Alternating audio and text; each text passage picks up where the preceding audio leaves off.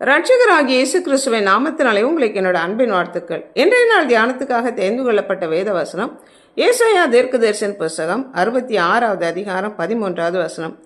ஒருவனை அவன் தாய் தேற்றுவது போல் நான் உங்களை தேற்றுவேன், நீங்கள் எருசலேமிலே தேற்றப்படுவீர்கள். ஒரு தாய் தன் பிள்ளையை தேற்றுவது போல தேவனாகிய கர்த்தர் நம்மை தேற்றுகிற தேவன். தாயின் கர்ப்பத்திலே ஒரு குழந்தை உண்டானது முதல் தேவனாகிய கர்த்தர் அந்த குழந்தைக்கு வேண்டிய அனைத்தையும் தாயின் கர்ப்பத்திலேயே கிடைக்கும்படி செய்கிறார். தாயின் வயிற்றில் தோன்றினது முதல் உங்களை ஏந்தி, தாயின் கர்ப்பத்தில் உற்பத்தியானது முதல் உங்களை தாங்கினேன் என்று கர்ப்பத்திலிருந்து நம்மை எடுத்து நமக்கு வேண்டிய ஆகாரத்தை கொடுத்து போஷித்து வழிநடத்துகிற தேவனாகிய கர்த்தர். முந்தின வசனங்களிலே சொல்லப்பட்டிருக்கிறது, நீங்கள் முளைப்பாலை குடிப்பீர்கள், இடுப்பில் வைத்து சுமக்கப்படுவீர்கள், முழங்காலில் வைத்து தாளாட்டப்படுவீர்கள் என்று கர்த்தர் அப்படியாக நம்மை பாதுகாக்கிற தேவனாக இருக்கிறார். ஒரு தாய் தன் பிள்ளைக்கு என்னென்ன காரியங்கள் செய்கிறாள் என்றால் feeding, caring, cleaning and comforting. குழந்தையின் தேவையை அறிந்து அதை பூர்த்தி செய்கிறாள். பசிக்கும் வேளையில் அதற்கு ஆகாரம் கொடுத்து, அது சுத்திகரிக்கப்படுகிற வேளையிலே அதை சுத்திகரித்து உடுத்து வைத்து ஆகாரம் கொடுத்து அதை உறங்க வைத்து அதை இளைப்பாறச் செய்கிறவள் தாய். தான் சாப்பிடாவிட்டாலும் உறங்காவிட்டாலும் தன் குழந்தைக்கு அவ்வப்போது வேண்டிய அனைத்து தேவைகளையும் சந்தித்து காப்பாற்றுகிறவள் தாய். பால் கொடுக்கிற ஸ்திரீயானவள் தன் பாலகனை மறப்பாளோ? அவள் மறந்தாலும் நான் உன்னை மறப்பதில்லை என்று சொன்ன தேவன் நம்மோடு கூடவே இருந்து நம்மை பாதுகாக்கிற தேவன். ஒருவேளை குழந்தை பயப்படுகிறது என்றால் தான் உடன் இருப்பதை உறுதி செய்து கூடவே இருந்து ஒரு தாய் எப்படி தன் குழந்தையை பாதுகாப்பாளோ அதே போல கர்த்தர் நம்மை பாதுகாக்கிற தேவன்.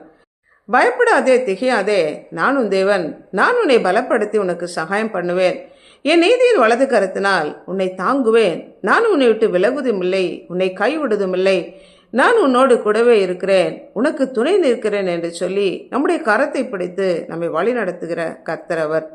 குழந்தை அழும்போது அது ஏன் அழுகிறது என்ற காரணத்தை அறிந்து கொண்டு குழந்தையை தாய் தேற்றுவது போல நம்முடைய துக்கங்கள், கவலைகள், பாரங்கள், தேவைகள் அனைத்தையும் சந்திக்கிற தேவன்.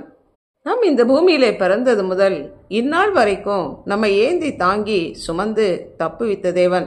நம்மோடு கூடவே இருந்து பரலோக ராஜ்யத்தில் நம்மை கொண்டு போய் சேர்க்கிற வரைக்கும் நம்மை கையை பிடித்து வழிநடத்துகிற கர்த்தர் அவர். அவர் இல்லாமல் நம்மால் ஒன்றுமே செய்ய முடியாது. அவரே நமக்கு ஜீவனாக இருக்கிறார். ஜெபிப்போம்.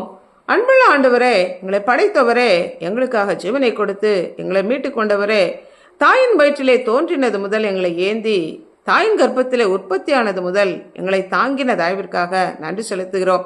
கர்ப்பத்திலிருந்து எங்களை எடுத்தவர் நீரே.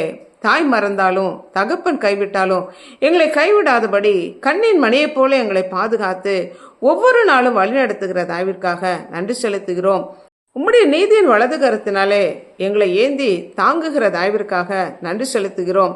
எங்களை விட்டு விலகாதபடி, எங்களை மறக்காதபடி, அனுதினமும் எங்களுக்கு வேண்டிய ஆலோசனைகளை கொடுத்து நாங்கள் நடக்க வேண்டிய பாதையில எங்களை வழி நடத்துகிற தயவிற்காக நன்றி செலுத்துகிறோம்.